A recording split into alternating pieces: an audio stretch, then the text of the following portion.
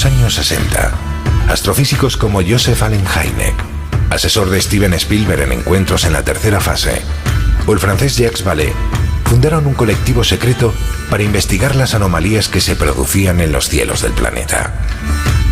La conclusión a la que llegaron es que la ciencia, en muchos casos, no podía explicar lo que estaba sucediendo. Aquel colectivo fue conocido como el Colegio Invisible.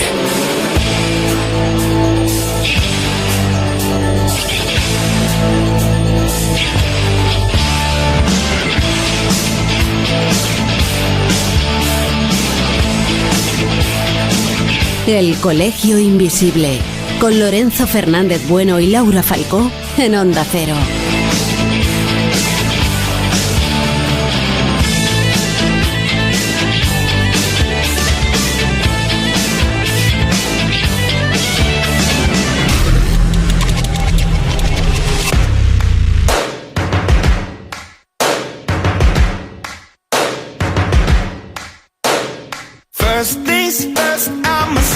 Muy buenas noches. Comienza el jueves informativamente hablando dentro del misterio.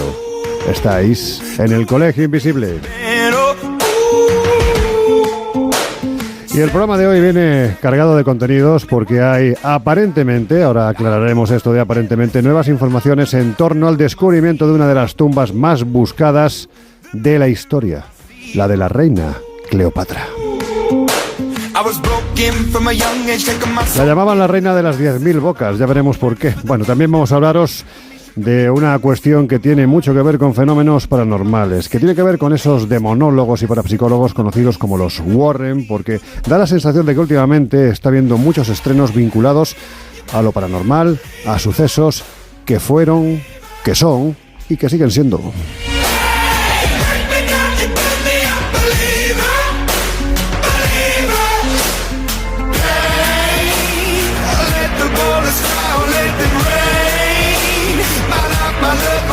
También José Guijarro nos va a hablar de sus fake news, que en fin, ya sabéis que siempre trae esa parte de humor importante en este programa.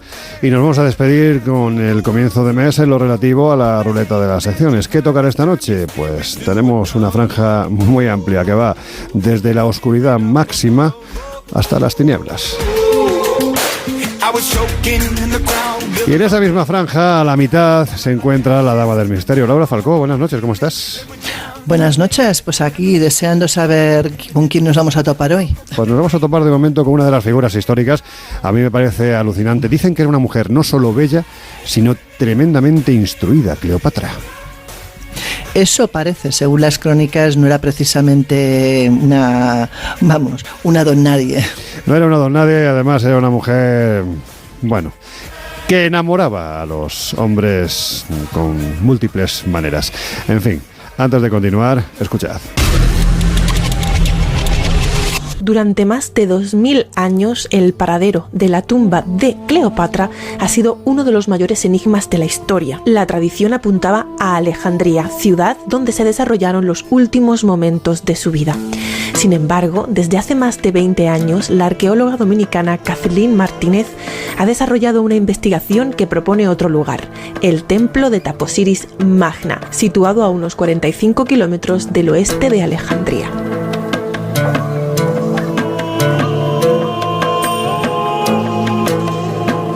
Bueno, pues ahí lo tenéis, cuentan los compañeros de La Razón, por añadir más datos a esta información, que una abogada dominicana podría estar a punto de resolver uno de los mayores misterios de la historia, ni más ni menos que la tumba perdida de Cleopatra, Laura.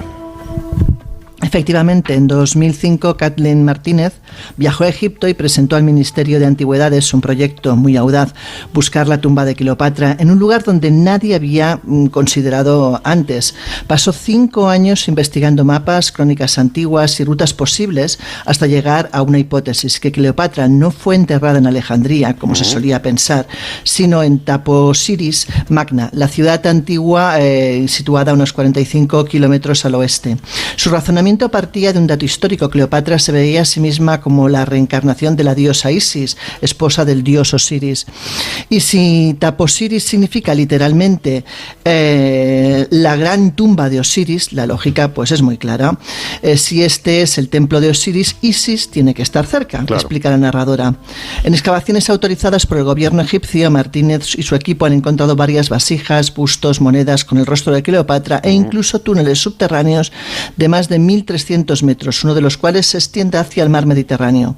Según un informe publicado por The Guardian, los túneles están parcialmente sumergidos debido a terremotos y a tsunamis que devastaron la costa egipcia entre los años 320 y 1303 después de Cristo, lo que coincide con los restos encontrados bajo el mar. Además, se han hallado estructuras de alabastro, un material que desde luego no forma de forma natural parte del fondo marino, lo que sugiere que pertenecía a edificaciones antiguas. Martínez cree que bajo esas ruinas podría encontrarse no solo la tumba de Cleopatra, sino también la de sus hermanas Berenice, Cleopatra IV y Arsinoe, figuras clave en precisamente la dinastía tolemaica. Bueno, pues esta es parte de la información que vamos a intentar desarrollar. Evidentemente, esto es una percha informativa para hablaros de otras muchas tumbas, como por ejemplo la de los Romanov. Vamos a hablar qué ocurría con los suicidas en la Inglaterra antigua, otras tumbas perdidas, ¿no? Porque también falta por encontrar y se están buscando de una forma de los últimos años, yo creo que con bastante presupuesto y bastantes medios, tumbas como la de Nefertiti, la de Alejandro Magno, la de Velázquez, en fin, que son muchas las informaciones que vamos a intentar desarrollar en los próximos minutos, pero antes lo suyo es que demos ya la bienvenida a nuestro equipo, empezando por el gran David Peñalba, que se encuentra en la realización de este programa, como no podía ser de otra forma, pero lo primero es ir a una taza no, es un auténtico barreño de color rojo casi granate, con una cucharita plateada, y al lado suyo está la bruja del Colacaos, Ser School. ¿Cómo estás? Soy la Bazori del cacao, ¿me puedo bañar en la taza? Por el color de la taza, desde luego que por sí. El tamaño. Oye, que estabas diciendo que no, estabas haciendo ahí un gesto un poco mohíno, ¿por qué? No, pero era por lo del tema de Cleopatra, que muchos de los supuestos motes que le ponen no son de la época, no hay fuentes. Son posteriores con una revisión histórica de puritanismo y de querer encasillar a la mujer como sirvienta y no como persona relevante. Y ya os decía que si queréis os traigo un día a Marina Escolano Poveda y nos pega aquí una chapada preciosa sobre esto, porque es una de las cosas que ella se encarga de desmentir. Pues está ahí apuntado, tráenos a Marina y que nos cuente pues estas cosas, que en cierto modo ya te voy avanzando que nos va a adelantar algo tanto Jesús como Josep, especialmente Josep en las fake news, precisamente con todo lo que tiene que ver con esas mentiras históricas que se han desarrollado alrededor de una figura extraordinaria, fascinante, impresionante, como fue la propia Cleopatra. Hablando del capitán Pescanoa del Colegio Invisible, ¿qué tal estás, Josep? Muy buenas noches, pues aquí ya preparado para hablar de tumbas perdidas y qué duda cabe de sus tesoros, porque no hay tumba interesante que no tenga asociada alguna suerte de tesoro alrededor. Y a pesar de que las gaviotas estén sobrevolando... ¿Pero dónde estás ahora mismo? ¿Por dónde estás navegando? Porque la cobertura es muy buena. Pues fíjate que estoy a 1 metro de distancia de ti, ¿eh? Pues están las aguas un poco revueltas, ¿eh? Bueno, ahora nos sigues contando cosas de este asunto tan interesante. Y a mi izquierda se encuentra... ya sé que te sienta muy mal, pero es que... el otro día... Harry Potter del misterio. El otro día volvieron a hacerme esa comparación. ¿Ah, sí? Una persona a la que conocía por primera vez y digo, y le pegaste un guantazo, ¿no? digo, no me sorprende, no me extraña, porque parece ser que ese parecido es así me bautizan mis compañeros de radio. Muy buenas noches. Uy, luego dicen que los niveles... No, esa es la magia de la radio, que te puedes cargar los micrófonos con solo subir un poquitín la voz. Total. Escuchando esta sintonía que sé que te encanta. Bueno, venga, vamos a continuar con el programa de hoy. Yo creo que lo suyo... Sí. Un apunte muy rápido de lo que respecta a Cleopatra, porque precisamente fue una de las protagonistas en la sección de verano en el Colegio Invisible de Las Invisibles. Sí. Y no voy a dar muchos detalles porque efectivamente creo que Josep luego viene con material de sobra para desmentir algunos mitos. Estáis poniendo el listón arriba, ¿eh? No, sí, pero claro. Más allá de Cleopatra, es verdad que cabría preguntarse por qué precisamente en el caso de Cleopatra, como personaje histórico femenino absolutamente relevante, por qué a nivel cultural nos interesan esas cuestiones vinculadas a su vida íntima, a su sexualidad. Hombre, y esas cuestiones, y no, por ejemplo, otro personaje, da igual, Alejandro Magno o un personaje masculino. pero es verdad que siempre nos llama la atención desde bueno, el punto precisamente de vista... Alejandro sí ha dado lugar a la especulación. Pero es que Alejandro sí que las liaba y hay crónicas de la época. Pero se le presenta como el gran conquistador, aparte, no como el gran felador. Pero aparte, Jesús, hay una cosa que es evidente, que personajes de ese matiz y de ese volumen a nivel femenino en esa época eran muy contados. Entonces es normal que los pocos que hayan es normal los recordamos precisamente por su vida íntima, por las... Yo creo que en el caso de Cleopatra, más allá de... O aquellas reinas que conquistaban y gobernaban en el lecho, seduciendo. Es verdad que siempre hacemos esa fíjate, yo creo que si tú hablas de Cleopatra, es muy probable que la mayoría de la gente a la que le preguntes no vaya a recordar que se acostó con tal o cual. Van a recordar que estaba muy vinculada a grandes emperadores de Roma, o van a recordar que entre medias hubo una serpiente, que era una auténtica dominadora de los venenos. Es decir, más allá de que se acostara con unos o con otros, más allá de que dominara no sé cuántas disciplinas, más allá de que hablara no sé cuántos idiomas, es decir, más allá de que fuera una mujer instruida, preparada, como por otro lado, es que esto claro, lo vemos hoy en día muy normal. Por aquel entonces también se veía normal.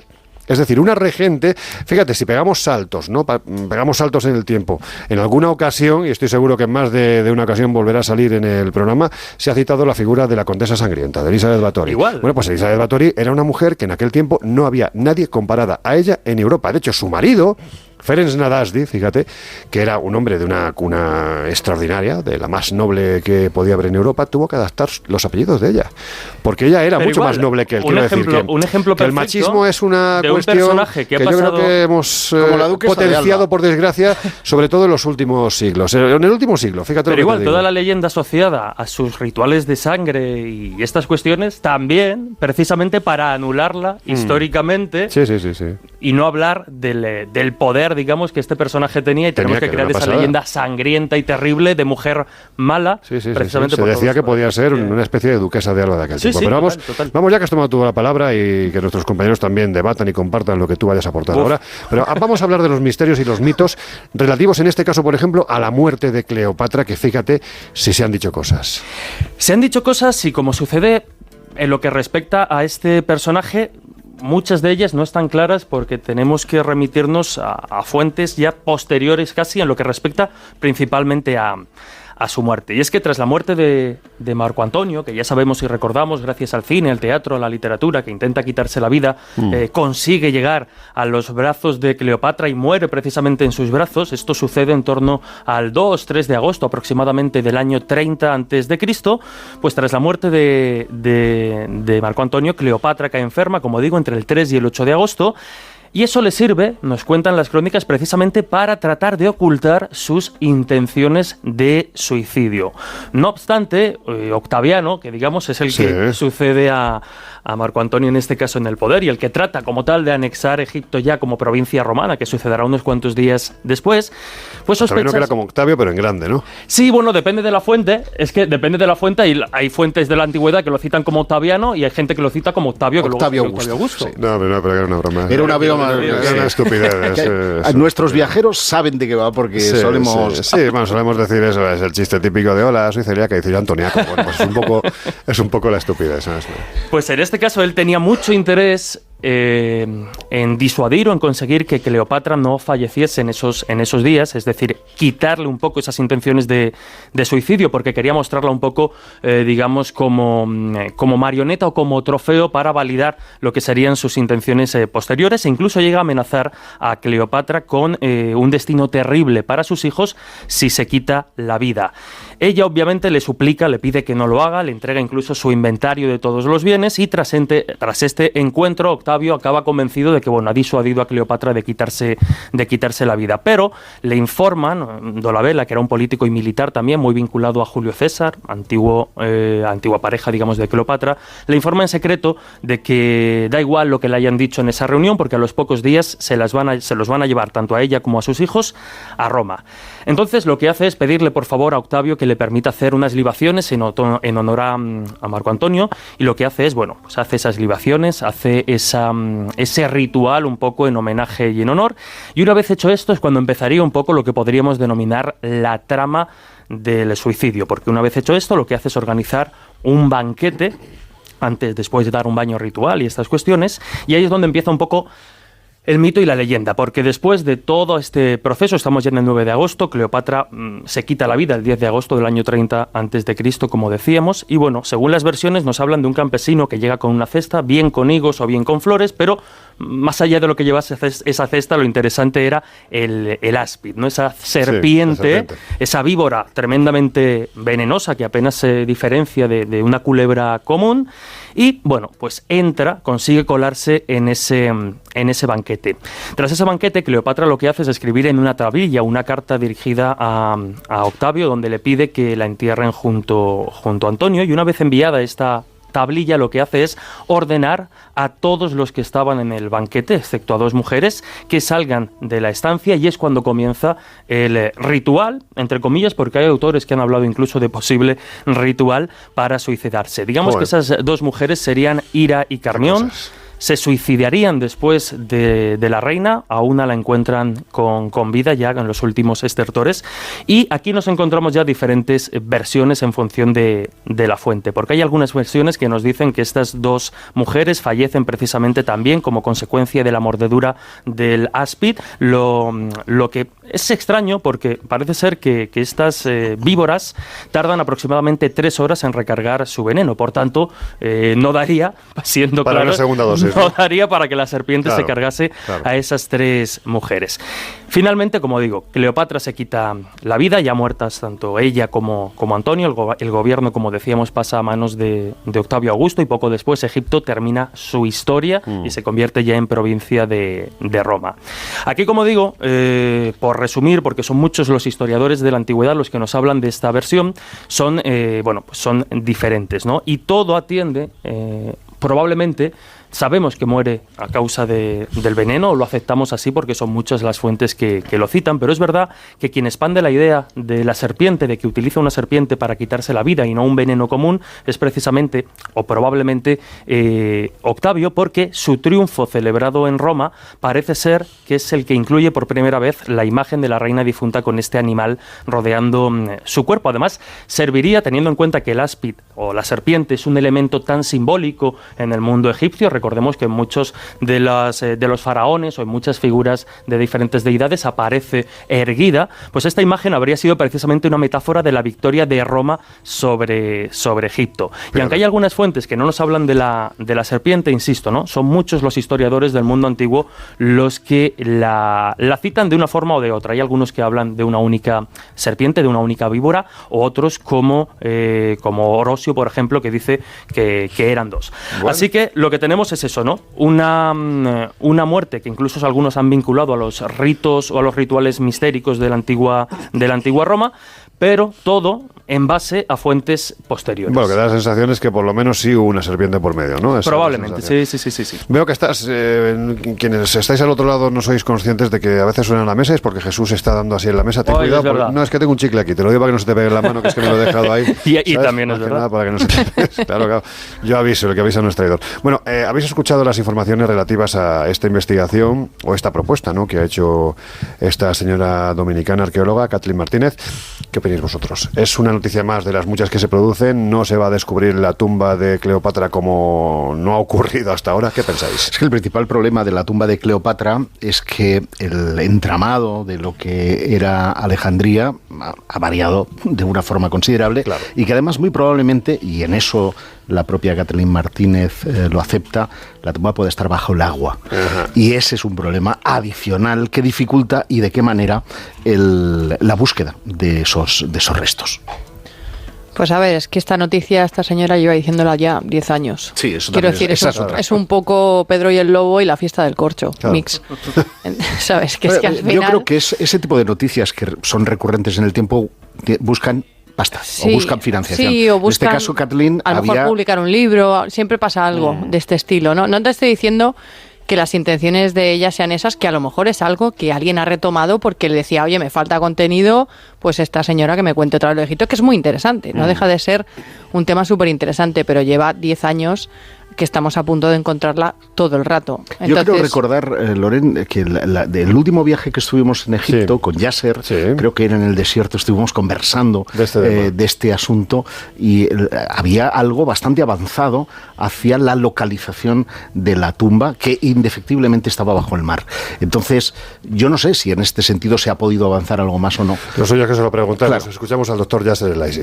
El tema de Cleopatra VII y su muerte, su entierro, es un tema un poco espinoso y muy difícil confirmar nada, y por tantas razones. Primero, se sabe que Cleopatra, cuando perdió su guerra, la famosa guerra Actium, el año 31 a.C., contra Octavius Augustus, Cleopatra sabía bien que Octavius Augustus tenía plan de cautivarla y, bueno, llevarla viva a Roma para humillarla. Y Cleopatra sabía esto bien y rechazó la humillación. Justo cuando estaba segura que perdió la guerra, prefería suicidarse con la cobra. Se sabe también que Cleopatra no quería que Octavius Augustus sepa nada del lugar de su entierro. Y solamente el famoso historiador griego Plutarco decía que Cleopatra fue enterrada con Marco Antonio, los dos en una tumba real, pero hay muchas dudas y se cree que Cleopatra fue enterrada en el famoso cementerio real de Alejandría llamado Tapo Osiris Magna, se llama así, pero hay dudas porque Tapo Osiris Magna, para que sepas, se desapareció por el famosísimo terremoto que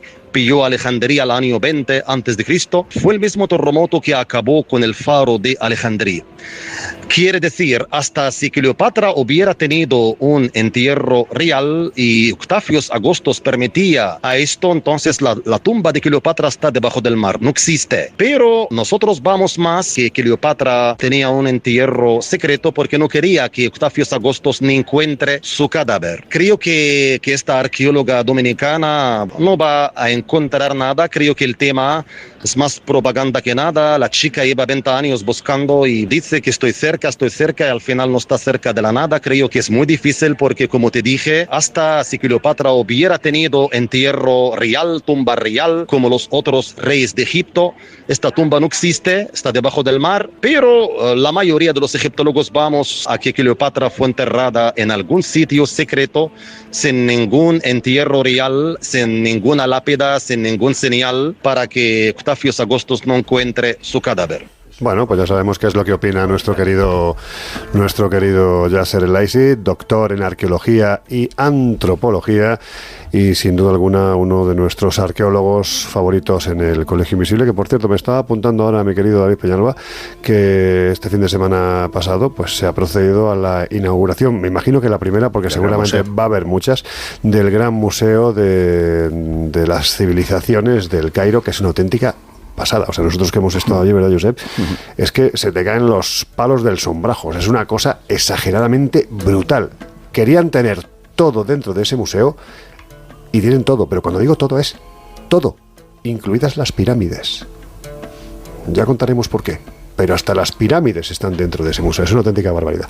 Bueno, pues hemos escuchado la opinión de un experto que está a pie de terreno y que comparte, bueno, pues en fin, es prácticamente ampliado lo que tú comentabas, es decir, esta señora lleva ya mucho tiempo anunciando esto y seguramente detrás pues habrá intencionalidad económica, pasar a la posteridad, algún libro, también alguna que otra conferencia, pero bueno. O a veces los propios medios, porque veces, sí. ¿Sabes qué pasa? Que hay noticias, hay keywords o palabras clave como Alejandro Magno. Sí, Apu, hay keywords. Sí, keywords.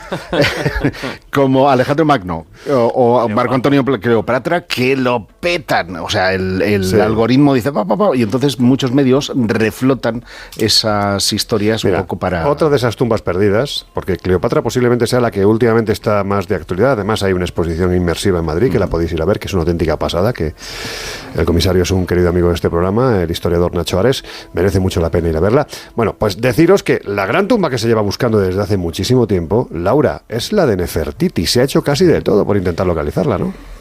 Efectivamente, y todavía no tienen claro dónde anda. De hecho, hay muchas teorías, incluyendo la hipótesis de que podría estar oculta pues en la misma tumba de Tutankamón, por ejemplo.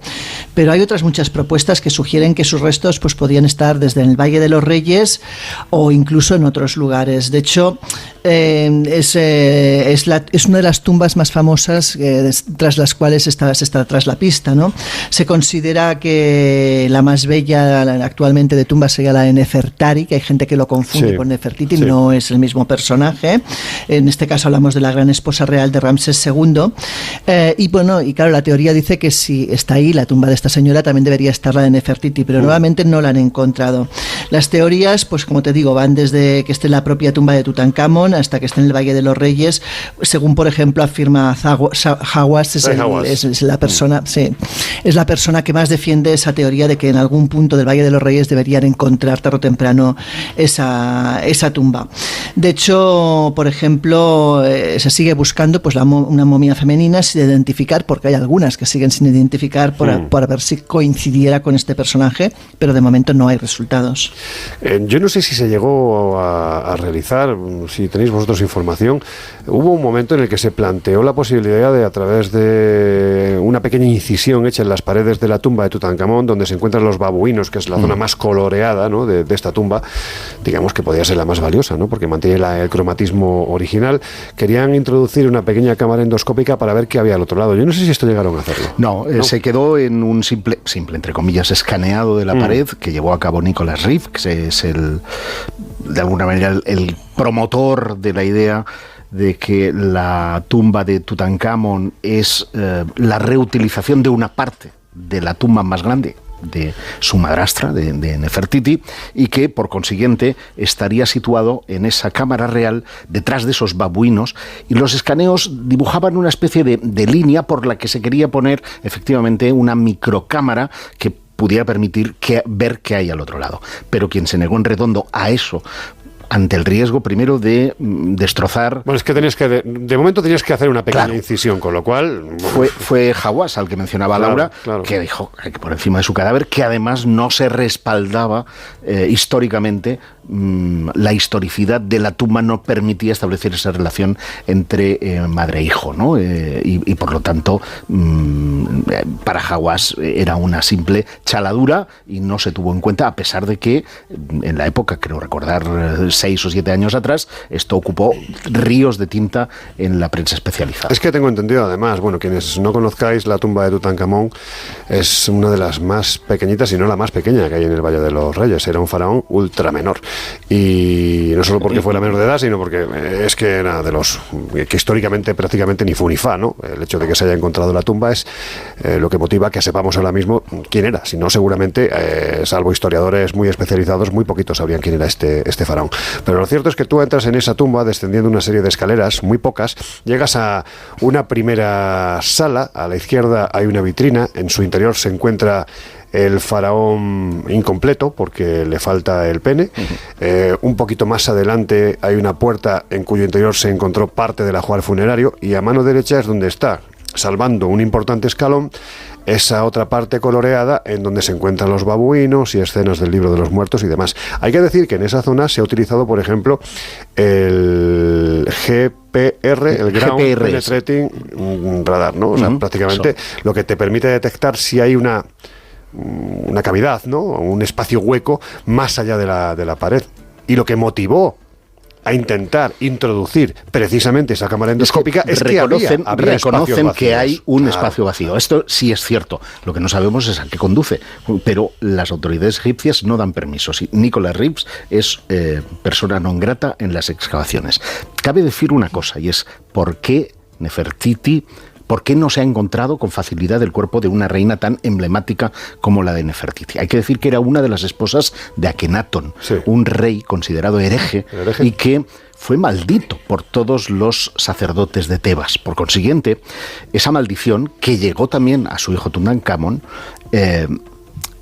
que se llamaba Tutencatón, en honor precisamente a ese dios Atón. Hay que decir que hasta Akenatón, Egipto era politeísta. Llegó a Akenatón y lo convirtió en monoteísta. Bueno, y esto lo convirtió a posteriori, fue mucha la gente que se quedó sin trabajo, lógicamente, pues hizo que se le acusara de faraón hereje. Claro, entonces, precisamente por esa circunstancia, lo que pasó es que Nefertiti queda dormida en el tiempo. Es decir, es muy probable que, como ocurrió con el cuerpo de Akenatón, lo tengan en los museos, lo tengan en algún, y sin embargo no haya sido relacionado con la reina Nefertiti. Es una de las tesis que se está barajando. Y sin embargo Nefertiti se ha hecho eterna a raíz de ese extraordinario busto que nos representa a una mujer tremendamente bella. Estáis en el Colegio Invisible, enseguida volvemos.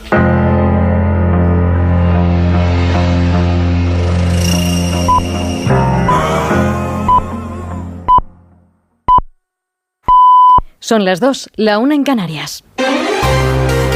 Se empiezan con el marcador en contra. Pero cuando alguien cree en ellos, el partido cambia. En Fundación Exit llevamos más de 25 años conectando la educación con el mundo laboral, para que nadie se quede fuera de juego. Colabora en fundacionexit.org y ayúdales a ganar el partido más importante. Fundación Exit, de jóvenes promesas a grandes realidades. El Colegio Invisible.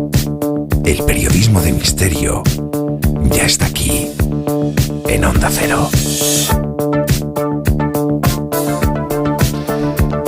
Que sí, que estamos de vuelta, y en homenaje a nuestro siempre querido David Peñalba, vamos a escuchar esta sintonía unos segundos.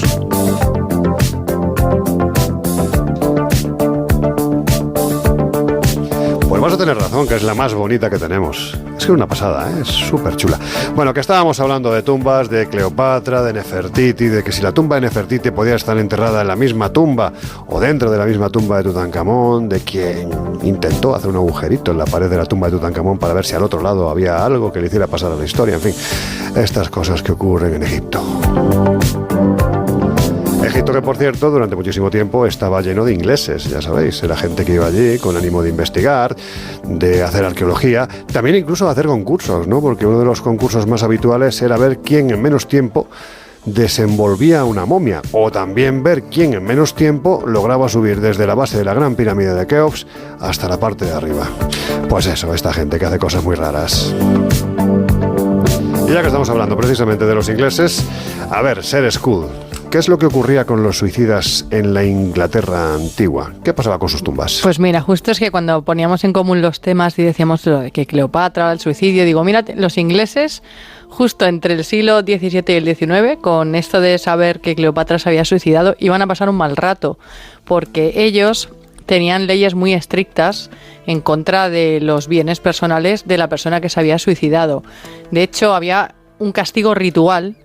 Ya sabéis que mi especialidad son los rituales, entonces yo todo los esto... Los rituales, ¿no? Es algo estoy que ahí es a muy tope. Tuyo y cuanto más sanguinarios mejor. Sí. Entonces, este castigo ritual era impuesto por el Estado y además era algo que las familias intentaban evitar o mitigar porque era un palo en todos los sentidos.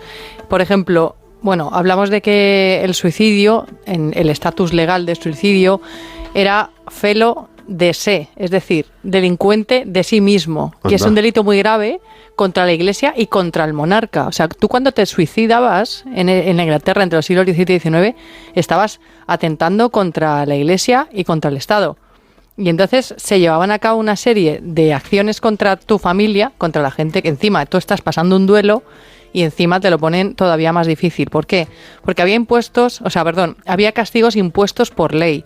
Por ejemplo, se llevaba a cabo una confiscación absoluta de bienes y propiedades y la corona los confiscaba y la familia no tenía ningún derecho a percibir nada de lo que había dejado atrás la persona que se había fallecido, que se había suicidado. Pero entiendo entonces, Ere, que habría muchos suicidios inducidos.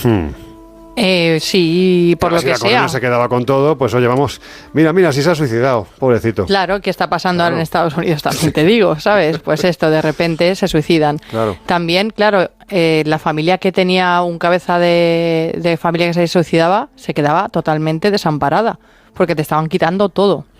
Entonces, otra de las cosas que sufrían era que se prohibía el entierro cristiano, se prohibía el entierro en suelo consagrado en la iglesia, se negaban todos los ritos religiosos. Esto era una vergüenza para la familia y aparte, imagínate una familia que se dedicara al comercio, por ejemplo, esto a nivel imagen era terrorífico. Entonces la comunidad les empezaba a dar de lado porque nadie quería ser amigo de los suicidas. Hablábamos en otros programas anteriores del tema de la miasma, de la contaminación ritual. Esto era un motivo muy grave de contaminación ritual. Lo hablamos sobre Grecia, Roma, etcétera. Y aquí, en este caso, es una contaminación ritual que además afecta a lo social y a lo económico, porque te estás cargando el porvenir de tu familia. ¿Os acordáis cuando hemos hablado algunas veces de en otras sociedades, en otros tiempos, cuando un delito se heredaba? Aquí lo que se hereda es la mancha. O sea, tú no eres culpable por haber tenido un padre suicida, pero te estás comiendo todas las penalizaciones que hay a nivel estatal, a nivel religioso y a nivel social de haber tenido un familiar, un padre, una madre, un hermano suicida. Esto además, claro, hablamos de, bueno, ¿y qué hacemos con esto, no? Pues, por ejemplo, la ley exigía que los cuerpos se enterrasen de una manera humillante. Anda. Específicamente humillante y lo más deshonrosa posible. Con el culo en pompa, por ejemplo, ¿no? O sea...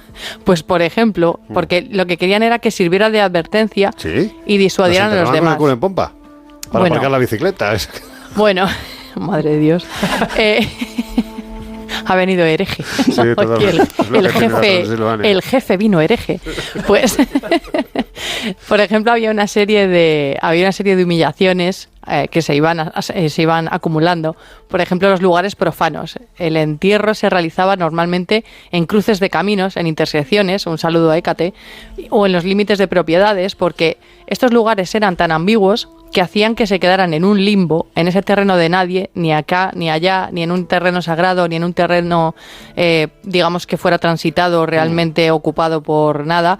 Y era lo contrario, se consideraba lo contrario al suelo sagrado de un recinto sagrado como una iglesia, por ejemplo. Eso ya era una de las humillaciones. Otro es el modo de entierro, que lo que has dicho tú podría ser muy plausible. El cuerpo se llevaba al lugar sin ataúd, envuelto como se podía, en cualquier historia, en un simple sudario, y se dejaba casi siempre entre las 9 y las 12 de la noche, ya sabéis otra vez, de nuevo este limbo, y estaba prohibido colocar ningún tipo de lápida, nada que pudiera honrar a la persona que había muerto. Y, esto le va a gustar a Lorenzo, a ver.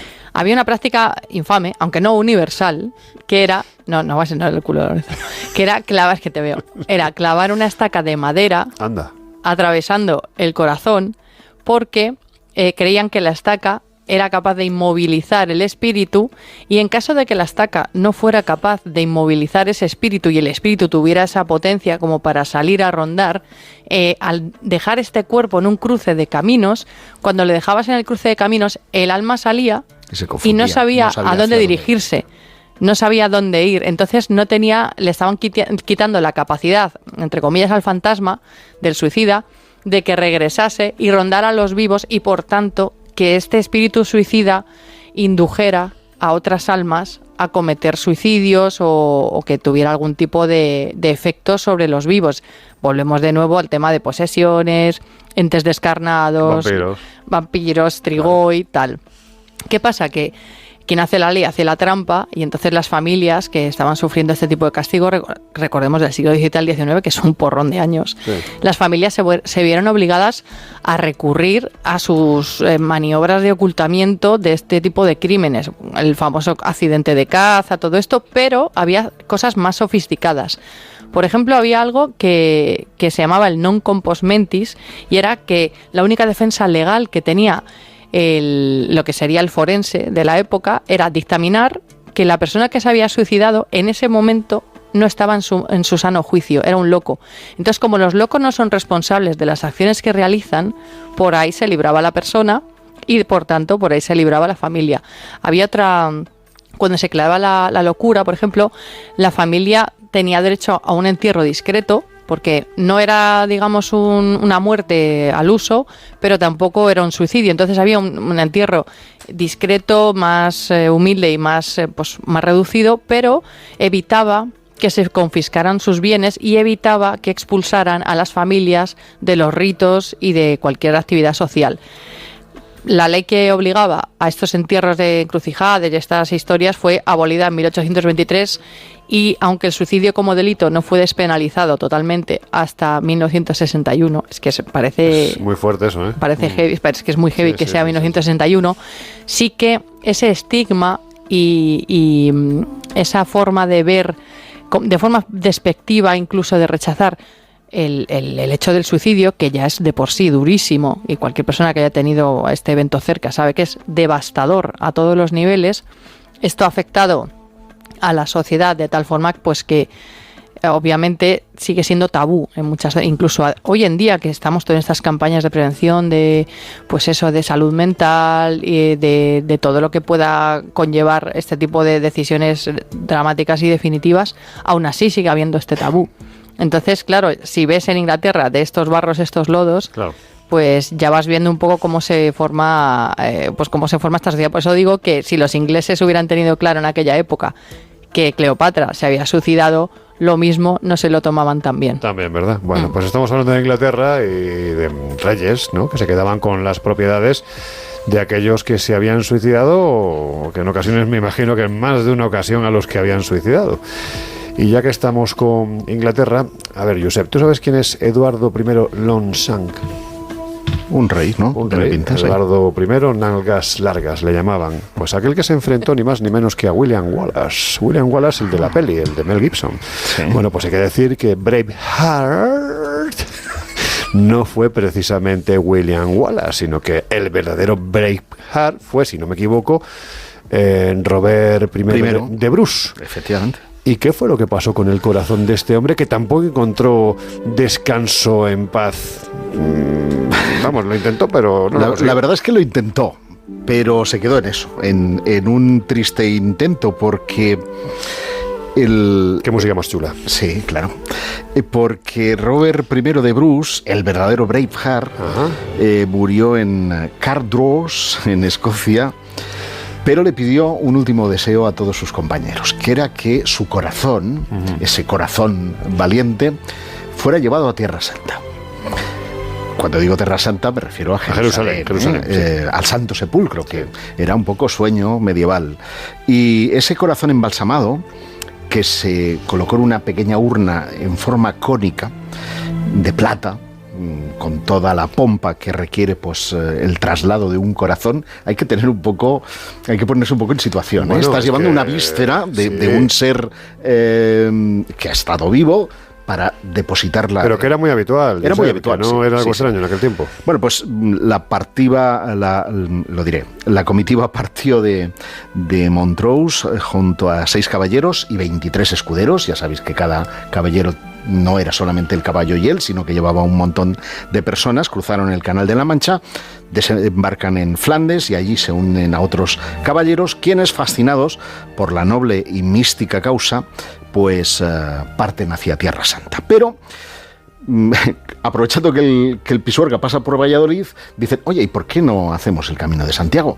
Así todos los pecados se van a la porra y llega a Tierra Santa pues absolutamente bien, ¿no?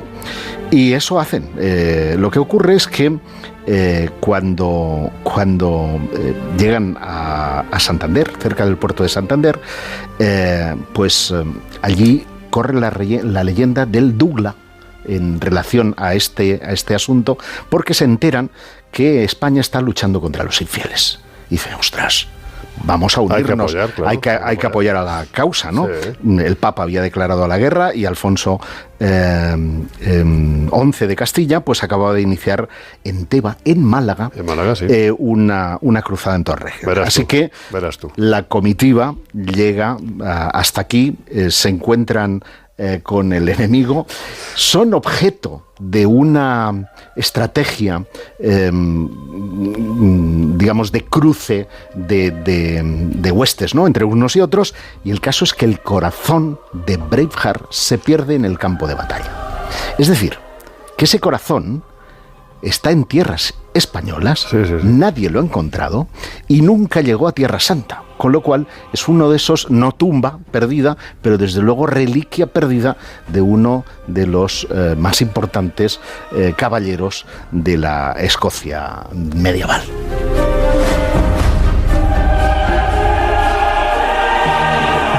Te añado un dato más. Cada año, no sé si todavía se celebrará en Teba, pero se celebraba la fiesta del corazón y se presuponía que ese corazón se perdió porque fue arrojado desde la muralla.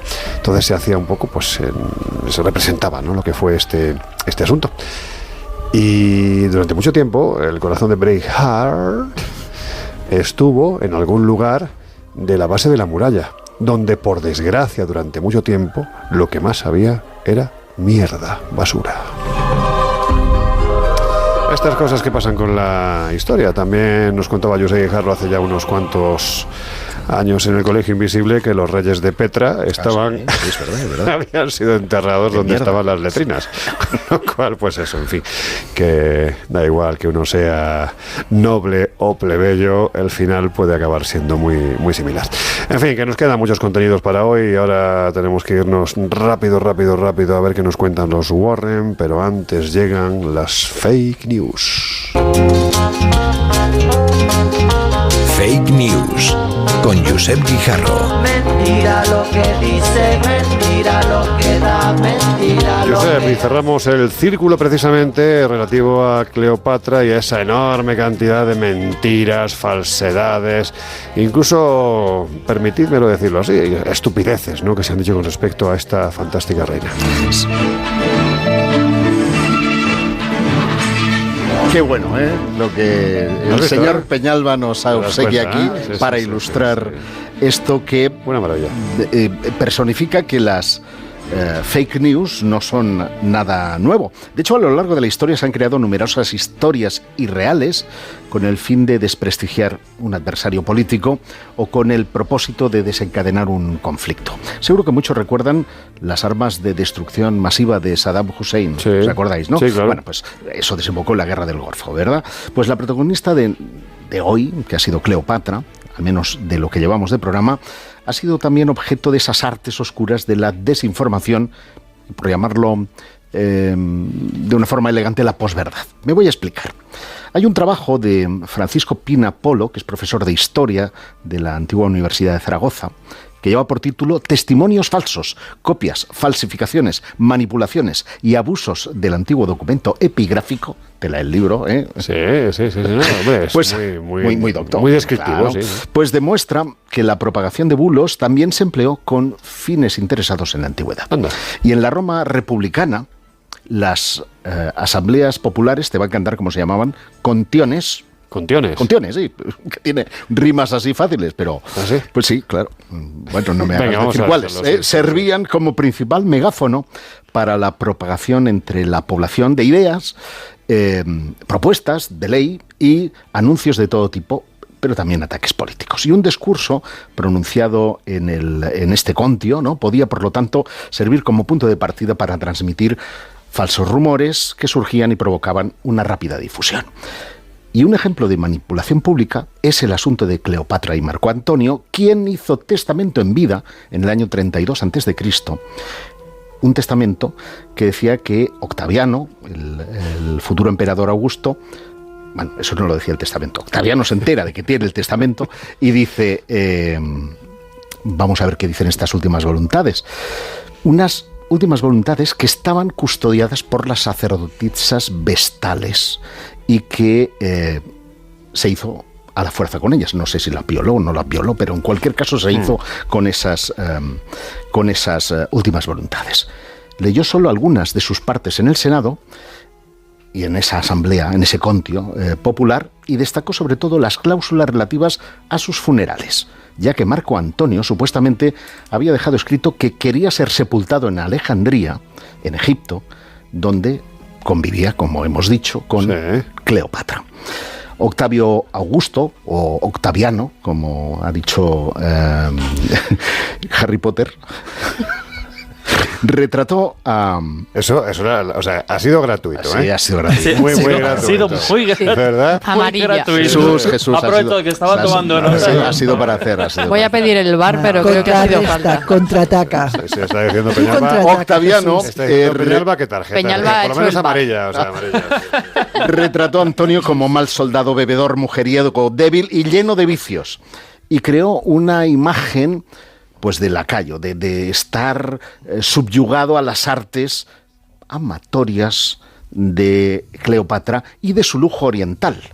El texto de la supuesta voluntad decía que tras su muerte pondría los territorios orientales de la República en manos de Cleopatra. Y entonces, claro, naturalmente el supuesto testamento fue publicado en todos los territorios romanos y aquello supuso el principio del fin para Marco Antonio y la antesala de una declaración de guerra cuya victoria se llevaría precisamente Augusto en la batalla de Accio frente a la flota de estos amantes, Marco Antonio y Cleopatra, y la muerte de Cleopatra, que ahí hay discusión, si áspid o no áspid, porque ahí tiene mucho que ver Shakespeare. Sí, los relatos de Shakespeare son los que dan el... Y ahora sí que vendría bien la fanfarria, por ponerla. Espera. Venga, vamos.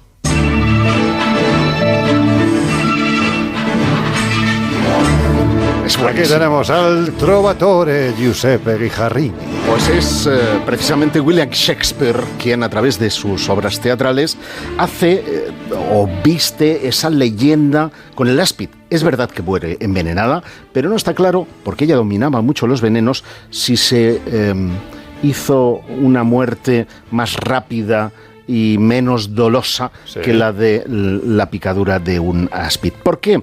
Pues porque, como también se ha comentado a lo largo de la tertulia, lo que sabía que iba a ser vergonzosamente expuesta, públicamente expuesta, desnuda probablemente ante el pueblo, y ella no quería pasar por ese punto y decidió precisamente suicidarse. Así que esta mujer, que subió al trono con solo 18 años y heredó un reino en decadencia, tiene la fama, tuvo tres esposos, no múltiples amantes probablemente, pero 3 esposos. También su leyenda en torno a la seducción o a su belleza es leyenda. No sabemos realmente si era... De hecho, hay algunas, estatuas, que tampoco es que mate tanto, sería más del montón, pero en cualquier caso es esa leyenda de seducción la que le ha valido, una fake news en el programa de hoy. Bueno, pues nada, que nos vamos a ir al segundo tema, pero antes os recordamos dónde estamos.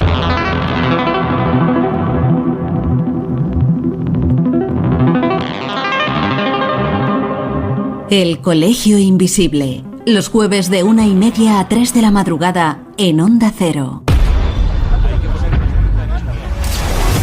El demonio ha venido a Pensilvania. Jack y Janet Smurl afirman que hay una presencia maligna en su casa. Vivimos 8 personas aquí. 8 personas han sido testigos. 8 personas no pueden estar locas.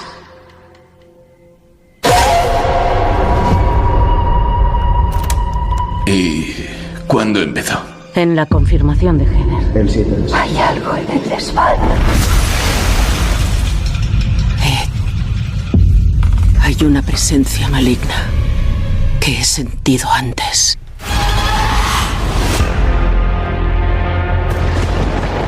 Lo que hay en su casa es un demonio. Es el primero con el que nos encontramos. Éramos jóvenes, nos asustamos y huimos. Y después de todos estos años, ha vuelto por nuestra familia.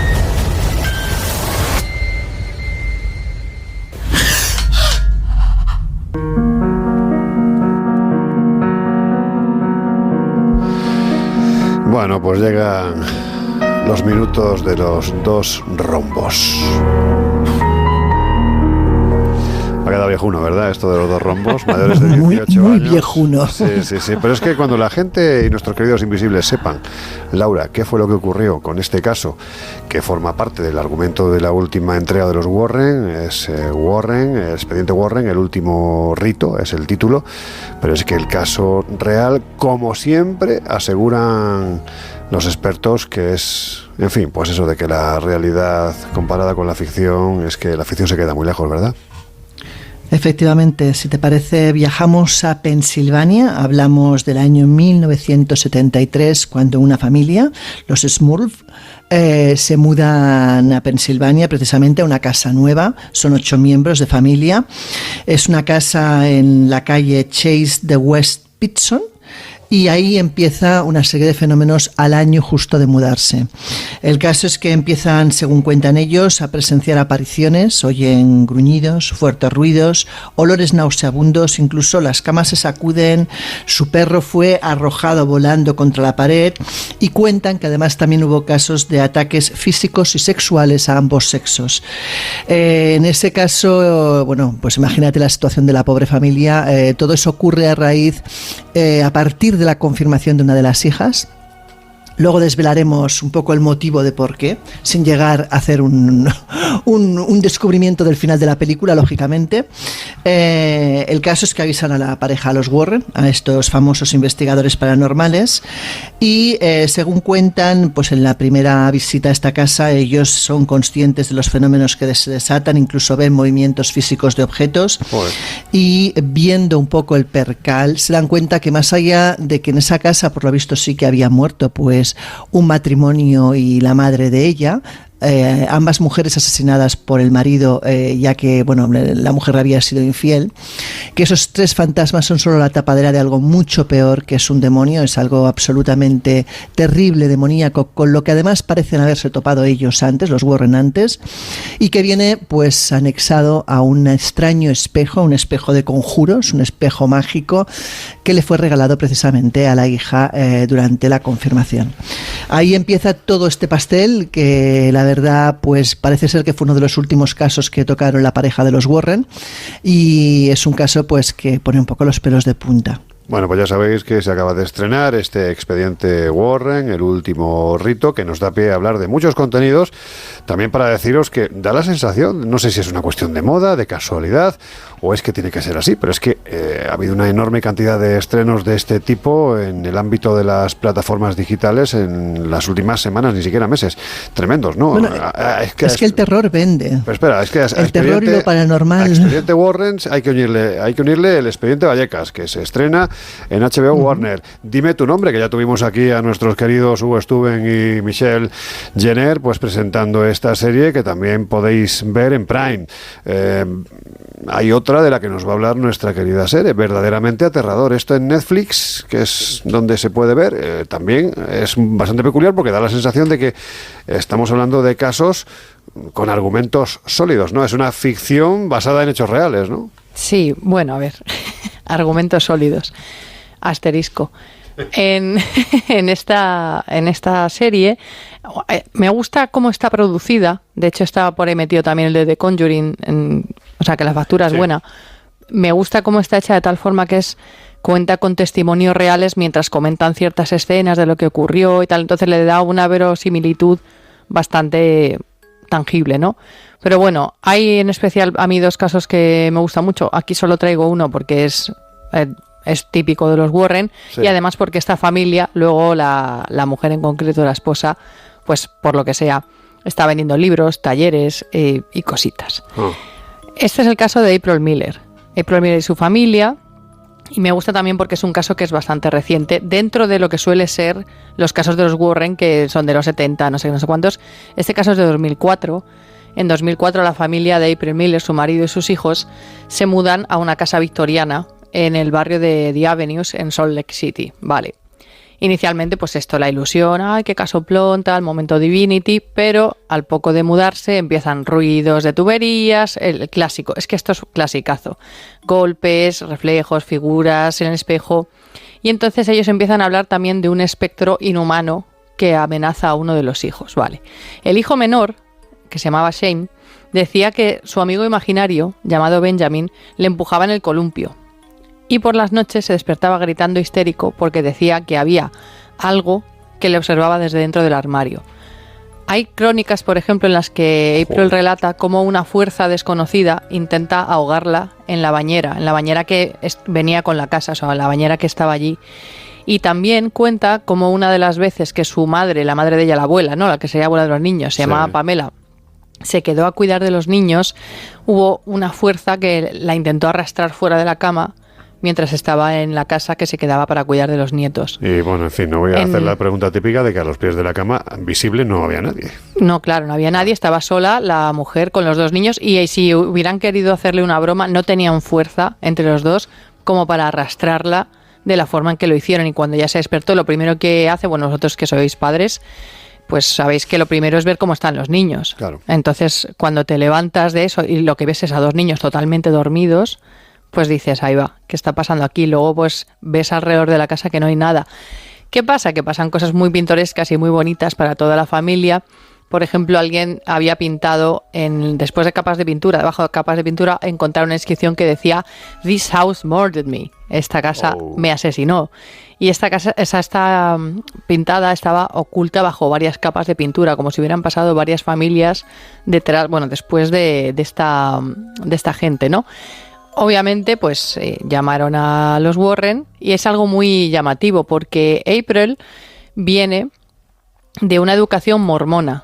Ella era mormona y cuando conoce al que luego fue su marido, pues ella se quedó embarazada a los 16 años, con lo cual la expulsan de esta comunidad mormona, con lo cual ella renuncia bastante al tema religioso, no participa de los ritos religiosos de la comunidad y se aísla de esa parte de su vida, ¿no? Entonces no era una persona que tuviera la religión, los espíritus, tal, no era una persona que lo tuviera como muy presente, pero llegó un momento que decía ya, es que hay cosas que ya no puedo ignorar. Evidentes, ¿no? Claro, cosas que no puedo ignorar. Entonces, cuando llegaron los Warren, dijeron que habían descubierto que ocurrió un asesinato de niños, en concreto, por un hombre llamado William, y que la madre Ruth se ahogó en la bañera. De ahí todo el lore de que dentro de la bañera pues sufriera estas experiencias April. Los Warren terminaron haciendo un ritual de limpieza, que ya sabéis que es algo que... Porque siempre con los Warren es un demonio o claro, son asesinos. Porque es que les llaman parapsicólogos, pero en realidad van del palo. Es que nos aprovechamos de que la pobre Laura está con nosotros aquí a través de la pantalla. Solo quería hacer un inciso que, por ejemplo, en el caso de la película inicial de la que hemos empezado a hablar, por ejemplo, fue el único caso que no pudieron resolver, se fueron. De hecho, tuvieron que venir después hicieron hasta 4 exorcismos diferentes. Partiendo de la base de que la... dos diócesis distintas, te quiero decir, que no siempre consiguieron hacer esos rituales, que es verdad, Sere, que solían hacer ellos, pero en este caso no lo consiguieron, por ejemplo. Yo sé que todos queréis hablar y os pido por favor que os respetéis los turnos porque si no nos enteramos. Jesús, ¿qué querías contar? No, creo que es interesante lo que iba a comentar Josep, aunque conocemos a los personajes ya de sobra en el programa y tienen un perfil muy concreto, porque como ibas a comentar, hablamos de ellos como parapsicólogos, pero no sus ideas religiosas... Están atados por la religión y todo lo relacionaban con el demonio. Todo. Es más, la película no es fiel al 100%. El caso, hay asuntos muy turbios, como incluso posibles agresiones sexuales que se producen en las crías que viven en ese domicilio, que podrían haber abierto algún tipo de expediente policial. Hay cosas muy turbias en ese caso, y lo que se hace, por ejemplo, el objeto, ese espejo, no tiene nada que ver, en principio, con el caso no. Sí lo tiene que ver con otros casos de los Warren, y yo creo que son licencias, ¿no?, que el cine se permite. Bueno, es cine. ¿Por qué tú de este caso en concreto tienes una visión crítica? Para empezar, porque como suele suceder con casi todos los casos de los Warren, la única versión que tenemos es la de los Warren. Saliendo de ahí, no hay otros especialistas, no hay otros investigadores que certifiquen los fenómenos que nos narran. ¿Había investigadores de ese tipo?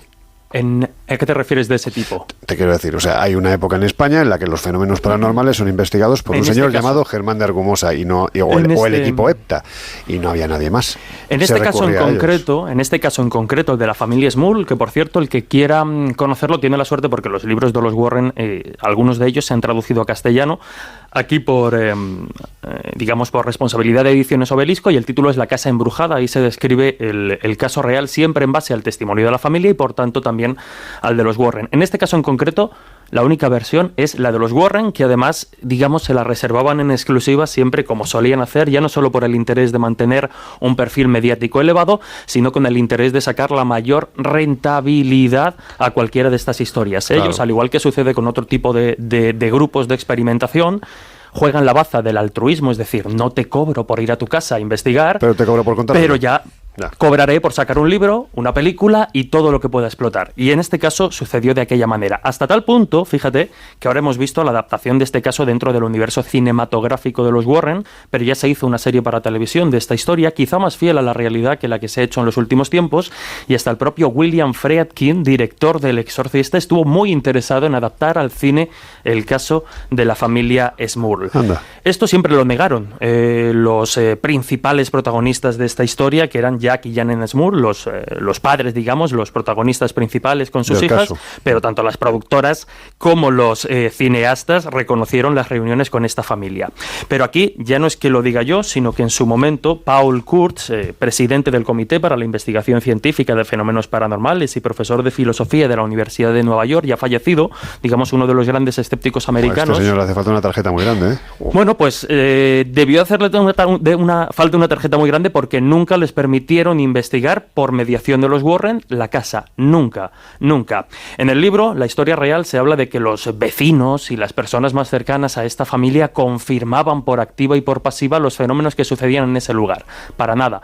El vecindario se lo tomaba bastante a coña y señalaban de manera bastante flagrante a los protagonistas de esta familia. Se hablaban de malos olores, se hablaban de ruidos extraños. No olvidemos que la ciudad donde esto sucede es una ciudad minera que estaba más vacía por debajo que un queso de Gruyère. Por lo tanto, eran muchos los miembros del vecindario que se quejaban de los mismos fenómenos. Por no hablar de que el propio marido, Jack Smurl, no es relevante, pero nunca se menciona ni en la película ni en el caso o en el libro que cita el caso real, se había sometido a una importante operación, digamos, a una cirugía cerebral 3 años antes, que según algunos especialistas no tendría por qué condicionar los fenómenos que vivieron o padecieron, pero sí podría haber condicionado algunas de estas cuestiones.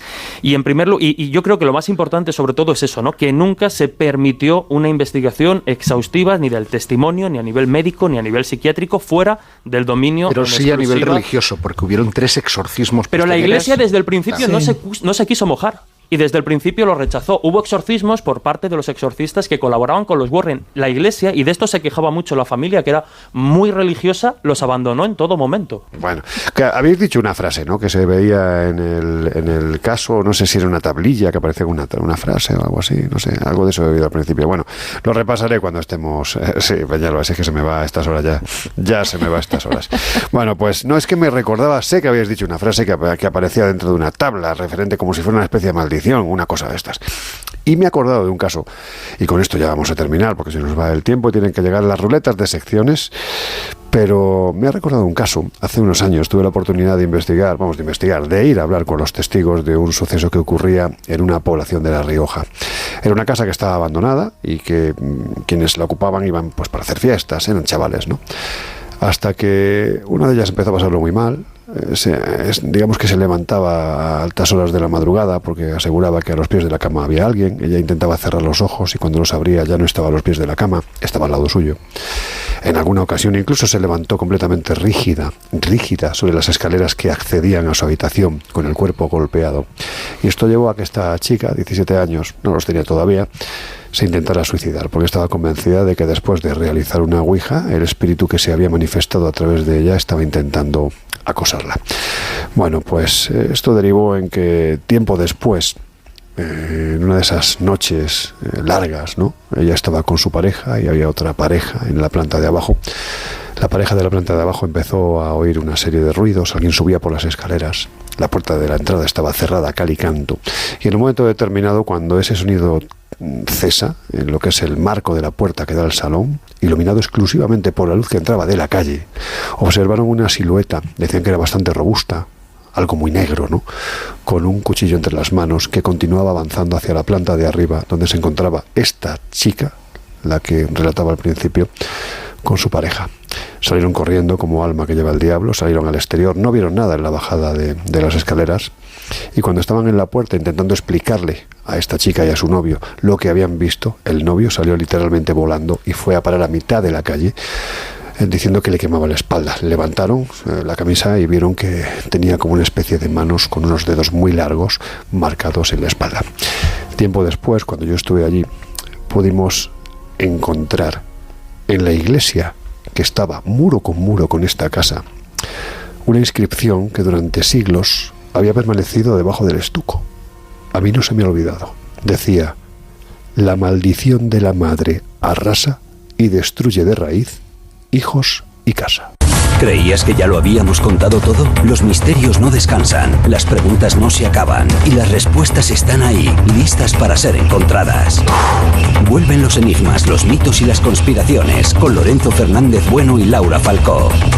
El Colegio Invisible, el viernes programas de estreno a las 11:30 en Mega. Bueno, pues empezamos el mes, Laura, y claro, ahora sí que no sabemos qué es lo que puede tocar esta noche. Esto es divertido, a mí me gusta esta inquietud. Bueno, tiene su aquel, ¿no? Su cosa diferente y divertida. Depende también de quién caiga, porque hay algunos de nuestros colaboradores siniestros, sí. Sí, todos muy bien preparados, todos tienen mucho conocimiento de lo que hablan, pero hay algunos que son un poco más oscuros que otros. Completamente, pero a mí me mola, ¿eh? Bueno, pues venga, como al fin y al cabo tú eres la que has tomado la determinación desde que empezamos con esta sección de darle a la ruleta, procede. Pues venga, vamos para allá.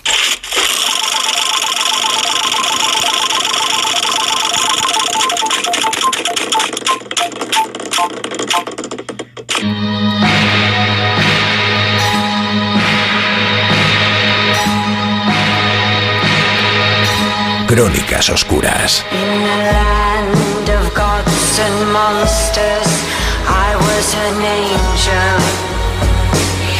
Mira que me gusta Lana del Rey contando que en la tierra de los dioses y de los monstruos ella era un ángel, pero Laura, ¿sabes lo que significa esta sintonía, no?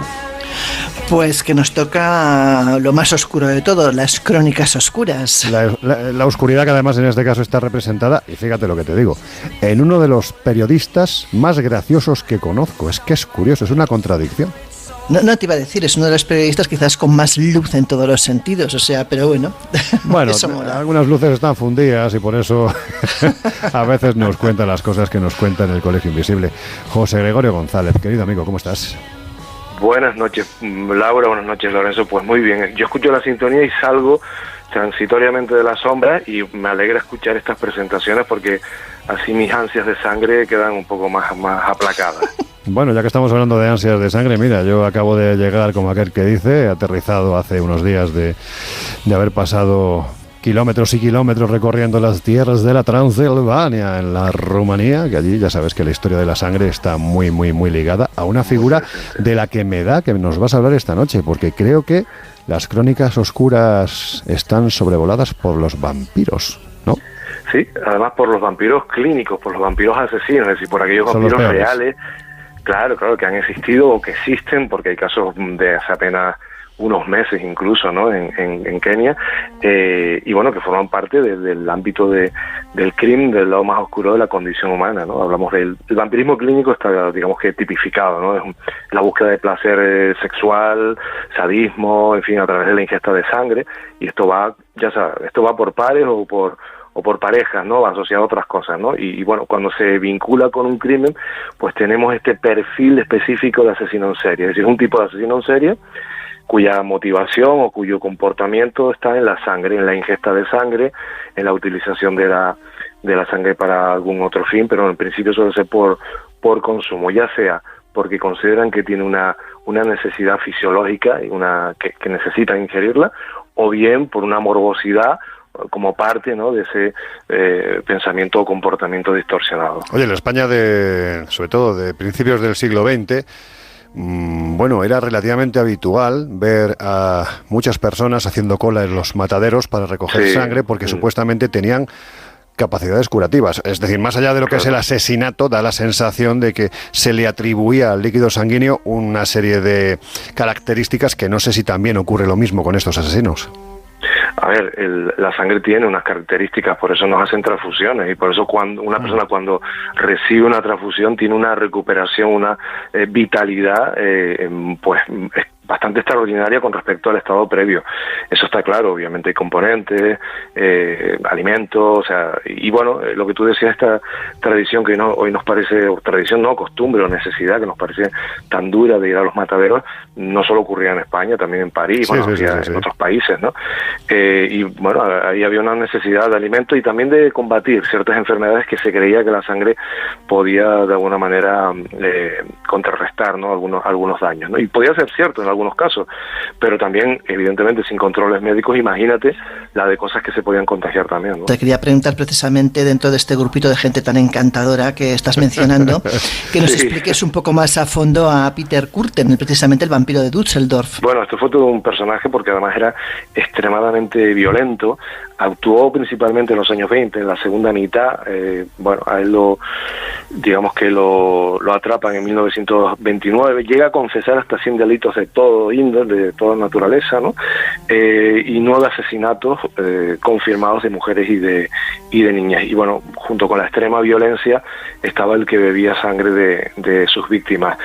Se convirtió en una celebridad, como casi todos terminan siendo ajusticiados, o bien por guillotina, o sea, cortándose la cabeza, o bien por la horca, ¿no? Que esto es algo que en lo que casi todos han terminado coincidiendo, casi todos estos criminales, ¿no? Pero se hizo muy muy famoso y en su tiempo llegó a eclipsar a otros asesinos en series, pero que no tenían esa vinculación con la sangre. Es que la sangre es muy periodística, la sangre da potentes titulares, y el etiquetar como vampiros a un asesino en serie le daba, al menos en el pasado, pues un caché y una dimensión especial. Al final eran asesinos en serie, todos, ¿no? Claro. Lo que pasa que pues estas características hacía que despuntara o destacara por encima de otros, ¿no? Y otro que también era una auténtica monada, sobre todo para su madre, era John Hike, el vampiro de Londres. Háblanos un poquito de este personaje. Sí, fíjate, Laura, al contrario que otros muchos vampiros, con este existe la duda de si realmente bebía la sangre de sus víctimas o fue una estrategia que adoptó para librarse de la pena de muerte, de la que no se iba a librar, porque el hombre se llevó por delante como mínimo a 6 personas confirmadas. Se lo conocía como el asesino del baño de ácido. Ya te puedes imaginar por qué. Vaya. Pues básicamente, claro, utilizaba ácido sulfúrico para deshacerse de los cuerpos y casi lo consigue del todo, ¿no? Él alegó en su defensa que, bueno, que desde joven, desde la infancia, incluso había tenido sueños que la atormentaban con la crucifixión, con Jesús, con la sangre manando de sus heridas, y esto había sido recurrente en su vida y sentía la necesidad de beber sangre. Bueno, alegó que estaba un poco trastornado, pero no se libró en absoluto.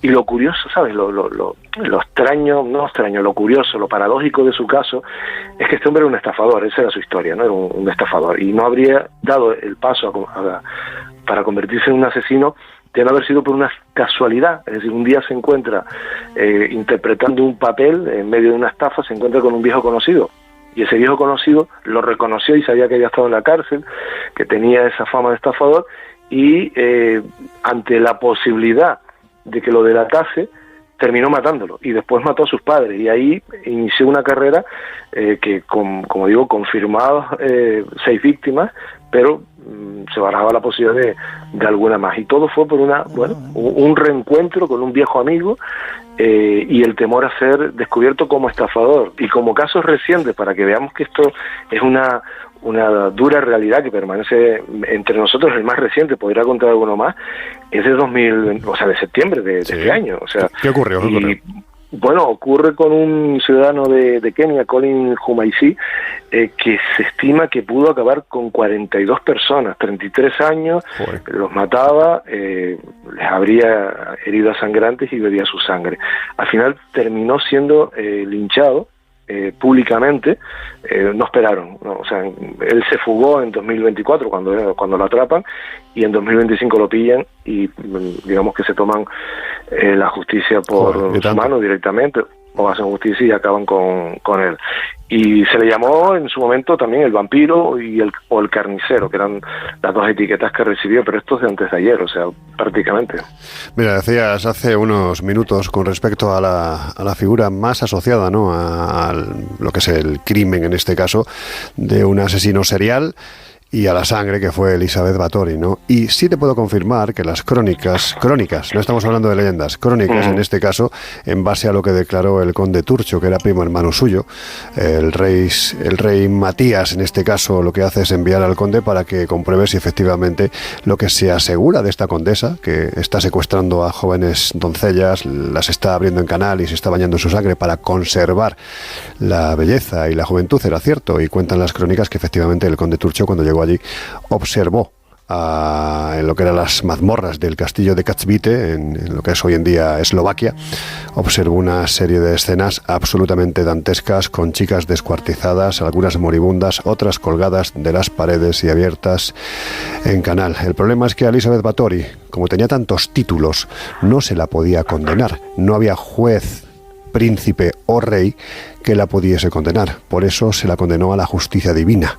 Por eso murió emparedada. José Gregorio González, historias románticas de madrugada con un componente muy, muy oscuro son las que nos traes, maestro Yoda. Un fuerte abrazo y dulces sueños. Ya veremos si son dulces.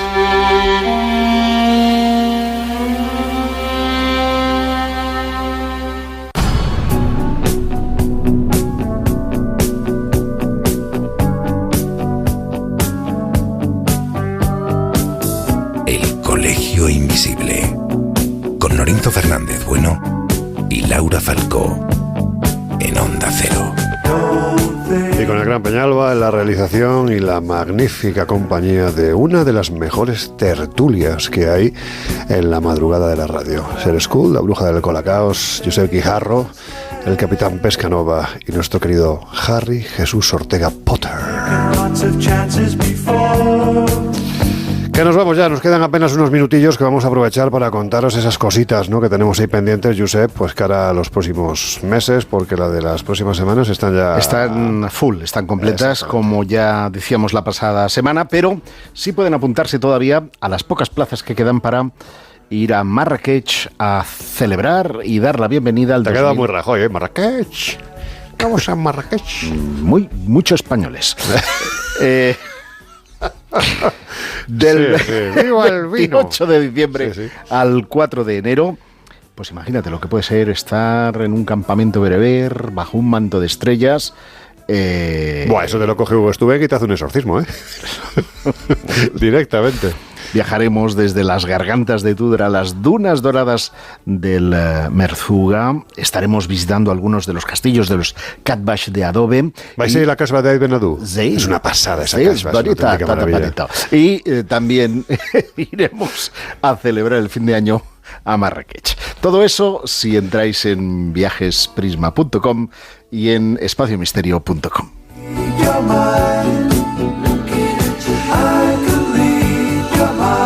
Es que es lo que tiene, nos mimetizamos y si venís de viaje especialmente, a Laura le cuesta un poco más eso de los acentos, pero si os venís de viaje con el Josep y conmigo, Laura puede atestiguar que yo aprendí a decir Pamplona. De repente sí, es verdad, de repente nos transformamos, es decir, empezamos a hablar como si estuviéramos en el este de Europa, se nos pega el acento muy rápido. Y es curioso porque al final del viaje, cuando llegas al aeropuerto, la gente que en el aeropuerto mira como diciendo, ¿esta banda quiénes son? Porque todo el mundo está hablando como...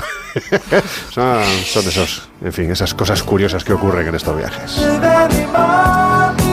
Que nos vamos, ahora sí, es el momento de decirle hasta pronto a nuestro querido Jesús Ortega, aunque mañana lo escuchamos, ya sabéis, El Dragón Invisible, Radio Castilla-La Mancha, a partir de las 12 de la noche, una mirada simpática al mundo del misterio.